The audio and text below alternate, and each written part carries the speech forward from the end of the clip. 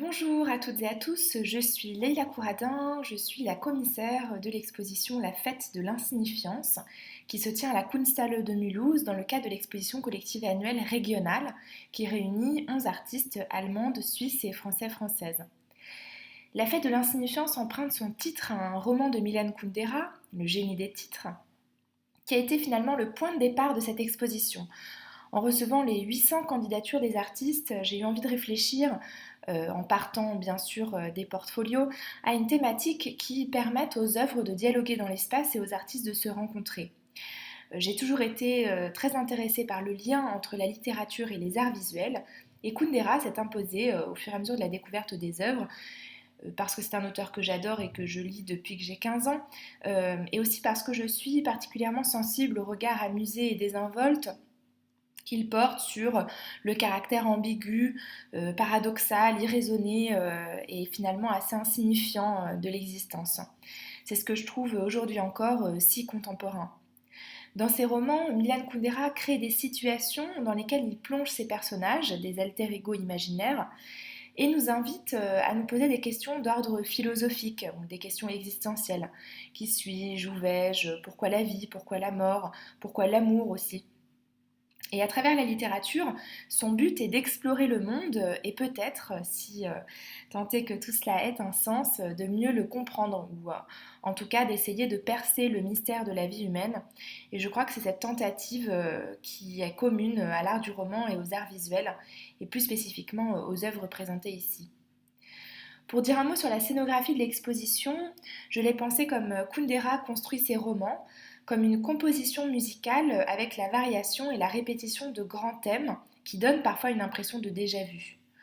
On commence notre parcours dans l'exposition avec deux œuvres de Pavel Aguilar, Métronome, que vous avez sous les yeux, et Silencio, qu'on découvre maintenant. J'aimais le paradoxe entre le titre de l'exposition, La Fête de l'Insignifiance, et l'aspect silencieux de ces deux œuvres qui, comme c'est souvent le cas dans le travail de Pavel Aguilar, traitent de sujets politiques et sociaux très lourds. L'artiste travaille notamment avec des migrants et pour cette œuvre Silencio, il a retranscrit avec différentes manières d'écrire le silence les hymnes nationaux de pays en guerre ou en grande crise politique, la Palestine, le Soudan et le Honduras, son pays d'origine.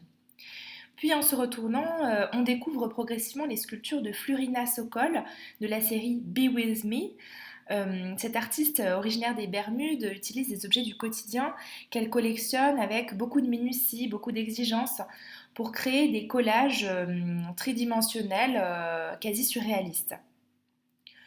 Le nouveau mobilier qu'elle met en scène emprunte à l'histoire des formes et du design certains traits de caractère, laissant croire l'espace d'un instant qu'il s'agit de simples ready-made. Pourtant, ces assemblages d'objets familiers installés dans l'entrée de l'exposition, comme le vide-poche ou le porte-manteau à l'entrée de nos appartements, lorsqu'on s'en approche, ces meubles, à première vue, se métamorphosent avec beaucoup de poésie pour devenir les sculptures d'un espace irréel. Elles ont toute leur place sur cette scène qu'est l'exposition sur laquelle nous évoluons comme des personnages de romans.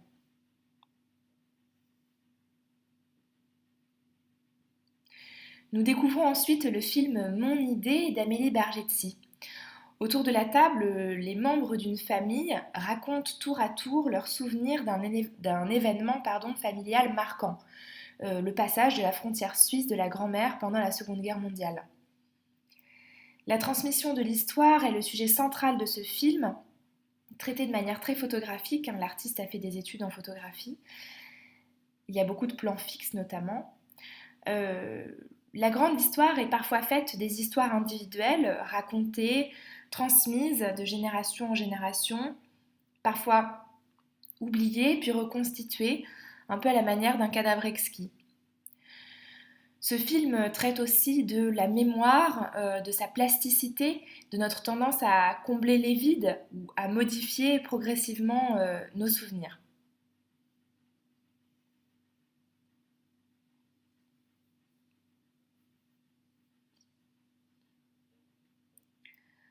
Dans cette exposition, dans cette grande fête de l'insignifiance, Nous sommes les personnages d'un roman, je l'ai déjà dit.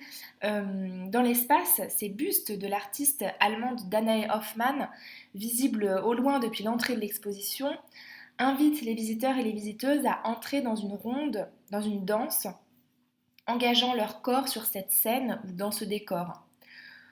Que ce soit autour de la table avec les membres de la famille d'Amélie Bargetti qu'on vient de découvrir, entre les sculptures de Florina Sokol, ou dans le salon de Caltrine Rustemi qu'on aperçoit maintenant derrière l'œuvre de Danae Hoffmann.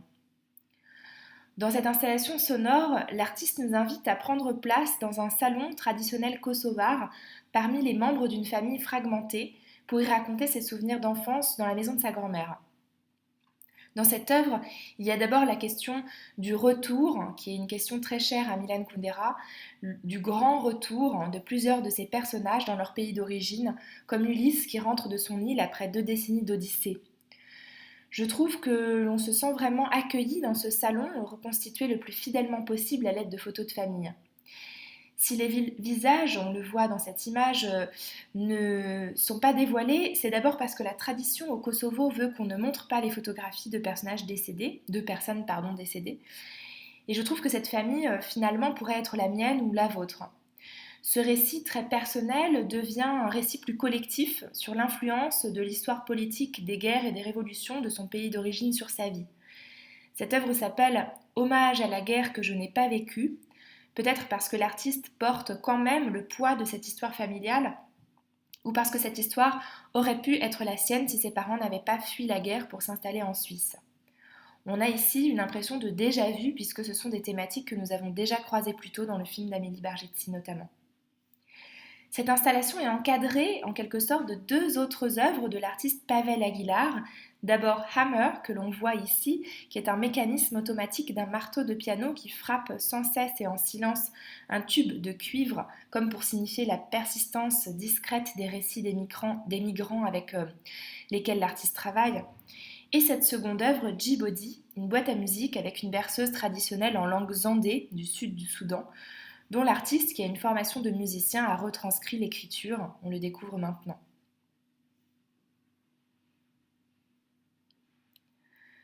Dans cette exposition, il ne pouvait pas ne pas y avoir de bibliothèque ou de coin lecture. Et c'est le cas avec cette œuvre Abounding de Florina Sokol, que l'on vient de voir à côté d'une cheminée de David Berweger, dont je parlerai un petit peu plus tard.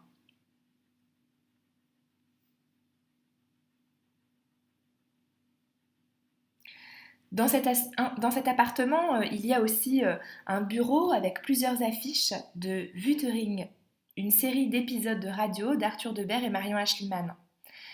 Dans un futur proche, les 2 geeks, Arthur et Marion, tentent de rendre visibles les images de films dorénavant interdits dans une émission de radio. Ce projet de grands fans leur permet de développer avec beaucoup de poésie et d'humour kitsch à travers un nouvel épisode sur les Martiens, le numéro 3, un vaste questionnement sur l'identité, l'altérité et sur la figure de l'étranger. Cette performance, qui a été présentée en live le 13 décembre 2020, nous pouvons la réécouter ainsi que les 2 premiers numéros sur le site internet produit spécifiquement pour l'exposition. Dans cette grande fête de l'insignifiance, David Berweger présente un papier peint qui s'appelle Open Call et qui reprend le graphisme général de la régionale.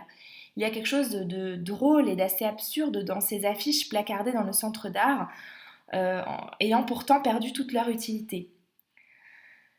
Sur ce mur d'affiches, 2 cheminées colossales sont installées. Et là encore, il y a quelque chose de très ironique. D'une part, les cheminées sont installées de part et d'autre d'un faux mur, l'illusion n'est donc pas très efficace, et d'autre part parce qu'elles sont très kitsch, elles semblent réalisées en marbre, et pourtant elles sont fabriquées en papier.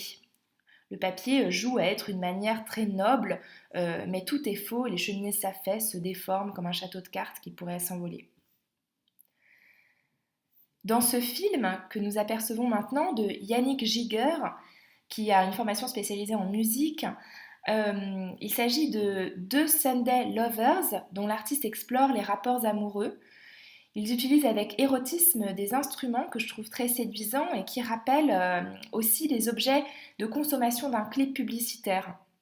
Sur le fond neutre d'un studio photo, les corps de ces 2 personnages enchaînent les poses lascives ou plutôt très drôles et les regards appuyés.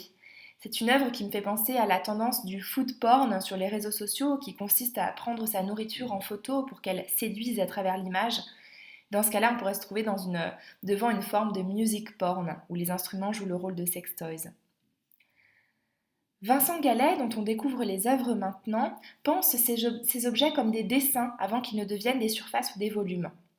Dans l'exposition, ces œuvres constituent une possible architecture à l'échelle du corps pour stèle qu'on est en train de découvrir ou miniaturisée dans un diorama au sol pour l'œuvre Tombeau que l'on va voir un peu plus tard. Stèle fait partie d'une série de sculptures réalisées à partir de différents éléments récupérés çà et là qu'il stocke dans une bibliothèque de matériaux. Il crée ensuite un assemblage d'ateliers avec différentes strates, comme pour les dessins qu'il réalise, pour produire une narration. La question de la temporalité est centrale dans son travail. Il y a un paradoxe entre les œuvres éphémères de Vincent Gallet, les éléments des unes peuvent ensuite servir les autres, et les titres qui convoquent un imaginaire millénaire avec des formes très pérennes, comme Tombeau que nous sommes en train de découvrir.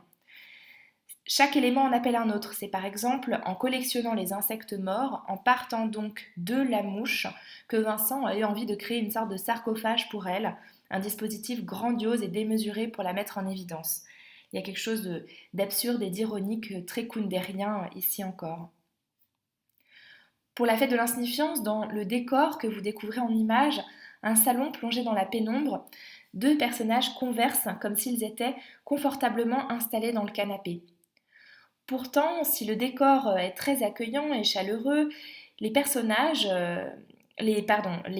échanges des personnages, les échanges qui ont été écrits par Dimitri Gavritch, se durcissent et se teintent progressivement d'une forme d'ironie surréaliste, produisant un étrange malaise. Nous nous retrouvons à regarder au loin sur la ligne d'horizon.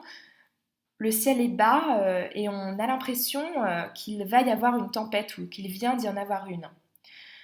Je souhaitais que cette œuvre immersive termine l'exposition La Fête de l'Insignifiance parce qu'elle reprend plusieurs thématiques de l'exposition. Déjà des personnages parmi lesquels le visiteur ou la visiteuse s'installe et des personnages qui échangent mais qui ne s'écoutent pas. Il y a aussi quelque chose de l'ordre de l'ironie surréaliste dans cette œuvre et cette impression que quelque chose vient de se passer ou que quelque chose va se passer d'une seconde à l'autre. Et ça, je trouve que c'est assez récurrent dans l'exposition. Cette installation traite aussi de sujets existentiels, la vie, la mort, le temps qui passe, ou encore l'insignifiance de l'existence. Il y a dans cette œuvre, à la fin de cette fête, comme au lever du jour, une pointe d'ironie. Mais il ne faut pas oublier, et c'est tout le propos de l'exposition, que puisque l'insignifiance de tout est notre lot, il faut savoir s'en réjouir, comme disait Milan Kundera.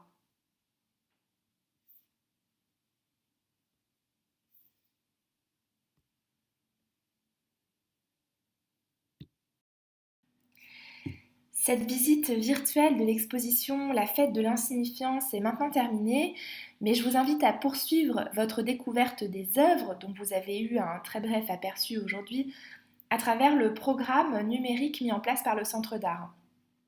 Vous pouvez revoir le Kunst Apéro avec les dessins de Fanny Delquet et de Vincent Vanoli, les lectures d'extraits de Milan Kundera par Emmanuel Philippian et Eric Khelif. Vous pouvez aussi découvrir les œuvres vidéo et sonores de l'exposition en regardant le Ciné Club ou réécouter la performance d'Arthur Debert et Marion Ashliman sur leur site internet. Tous ces rendez-vous numériques sont accessibles sur le site internet et la chaîne YouTube de la Kunsthalle. Je vous remercie pour votre attention pendant cette petite visite vidéo et je vous souhaite bien sûr à toutes et tous une excellente journée.